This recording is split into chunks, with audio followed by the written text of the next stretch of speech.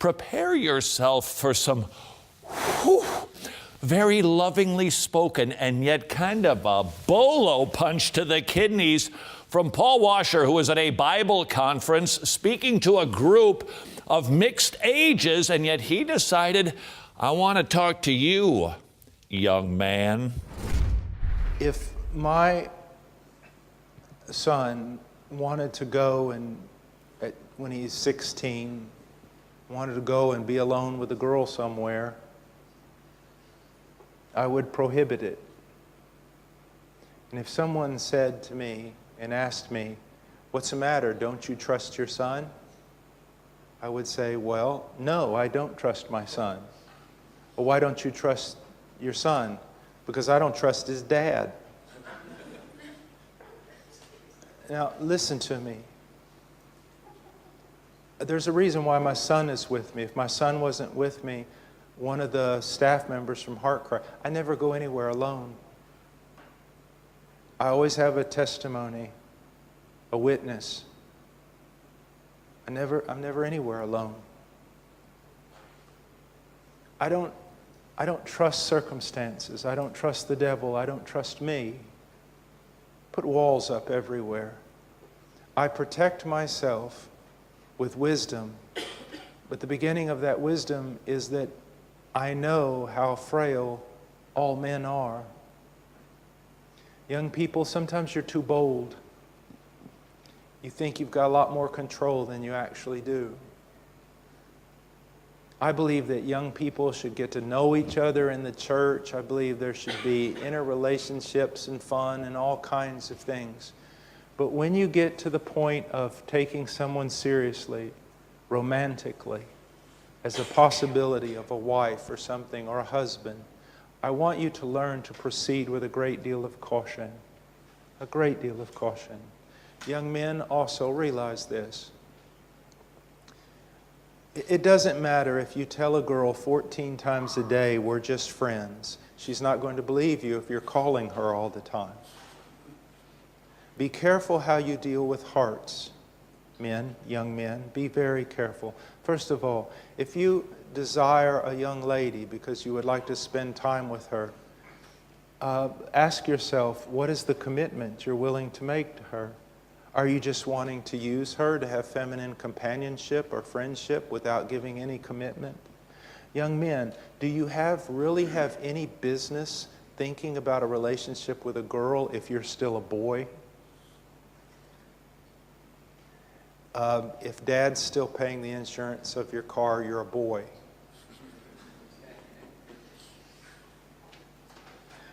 Boys don't play with girls. Men have relationships with girls, not boys. You see, guys, listen to me. This is very important. You should desire companionship. But companionship of a female requires that you be a man first. Okay? That means you're going to have to leave aside childish things. You young boys, even in your early teens, you need to be thinking about becoming men. Have you ever watched the movie Master and Commander? About the British fighting the French privateers. And when the two boats lock up, the two ships lock up in battle on the ancient seas there between England and France, the man who leads the Marines into the other boat and makes the charge is about 16 years old. The boy that's handling the helm on the boat is about 13, and he's already had his arm blown off in battle. What's the point? The point is, they were men.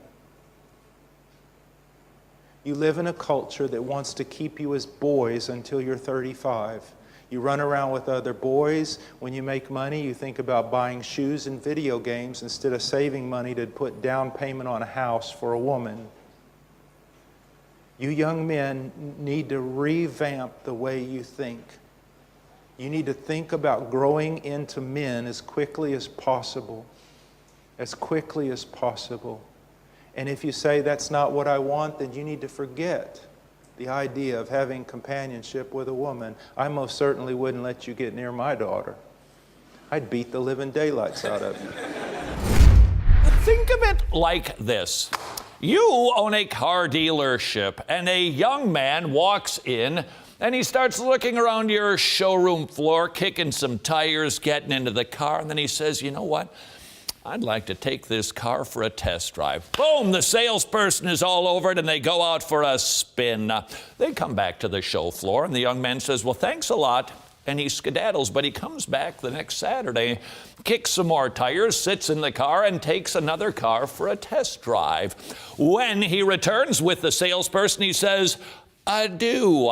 Cut to the next Saturday, and the next Saturday, and the next Saturday, and the young man continues to take a test drive in your expensive vehicles.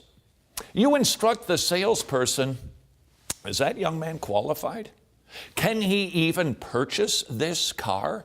And upon asking the young man some fiduciary questions, you discover he's not capable of buying a bicycle, let alone an automobile. Would you, as the owner of some valuable cars, continue to let the young man drive them for fun without any ability to even purchase them? Of course you wouldn't. Young man, my daughter, other men's daughters, more valuable than a car. If you do not have the ability to provide, support, take care of, and protect my daughter, then don't be playing a man, because you are not. Until you have at least jumped over that first hurdle, please, I beg of you on behalf of all dads everywhere, quit test driving our daughters. My whole point is it's a trust, it's a stewardship, it's sacred, and it's also very dangerous. This is God's daughter. And so young men, let me encourage you, don't just run with boys, or you'll always be a boy.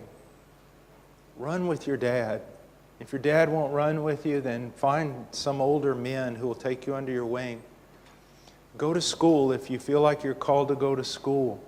Work hard. Have some calluses on your hands. Suffer. Make your way in life. I don't care if you're 14. Start putting back money. If you work for your parents or whatever you do, start putting back money. Think about life.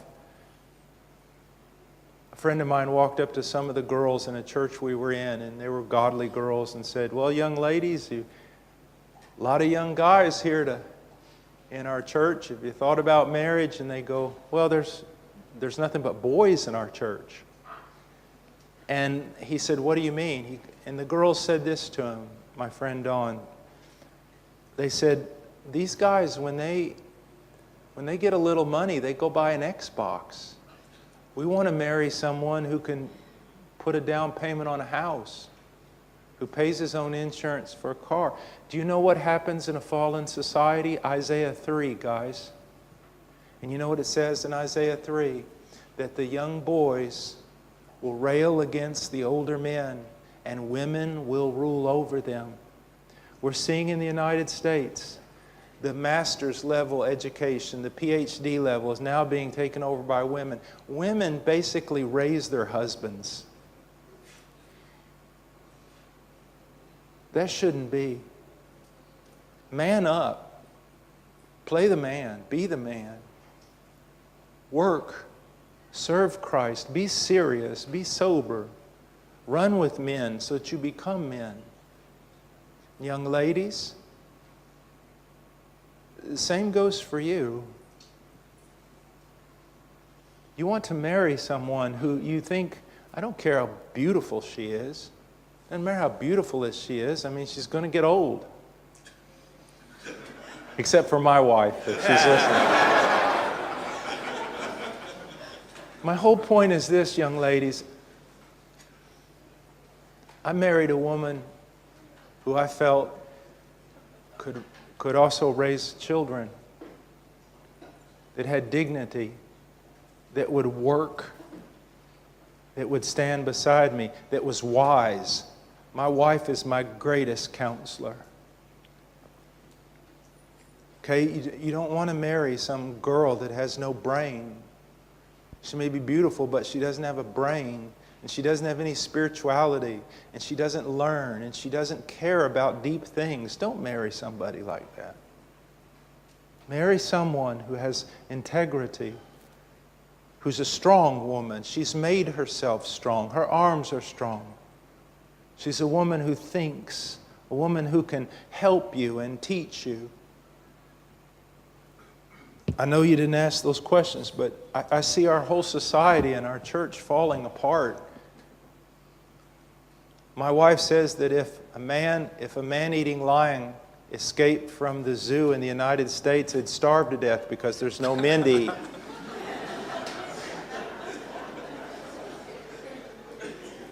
That was my wife says that. Sometimes I come home from preaching and she goes, "How's it gone?" I said, "Man, they were hating me. They wrote all kinds of horrible things about me. Sometimes I want to quit." And she goes, "You want to quit? You just need to man up and go back out there." I told her, I said, "You want me to cancel this meeting, because you're going to have a baby. I mean, you're up in the mountain on this cabin and all this stuff." And we had bears break into our house 3 times last year. And I said, "You want me to stay at home and cancel this?" She goes, "What's happened to you? You're talking like a wimp. Go preach the gospel." She goes, "You got me into this problem. I'll get me out." Your mileage may vary when it comes to leaving your wife when she's delivering a baby. The point is, press on to maturity. Lickety split. Look that up in your Strong's Concordance. It means make it snappy.